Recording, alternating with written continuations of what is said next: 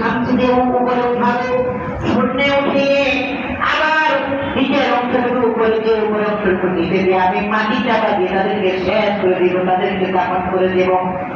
আল্লাহ নবী বললেন, না না না, হতে পারে না, এটা আমি করবো না।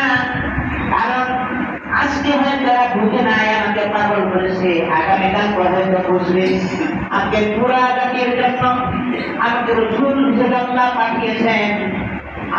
আমি যদি তাদেরকে দোয়া করে মেরে ফেলি, তাহলে তো তাদের কাছে কালেমা পৌঁছাতে পারবো না, কালেমার দাওয়াত তো তাদের কাছে নিয়ে যেতে পারবো না। আজকে হয়তো একজন, দুইজন, পাঁচজন, 10 জন, 17 জন বুঝে নাই, আগামীকালকে হয়তো আমার আচরণে হাজারজন বুঝে তারা কালেমার পতাকা তুলে দেবে। সুতরাং তাদেরকে আমার এটা করা ঠিক হবে না। আল্লাহ রাসূলকে সাহাবীকে দোষ করেন, কি না ইয়া রাসূলুল্লাহ,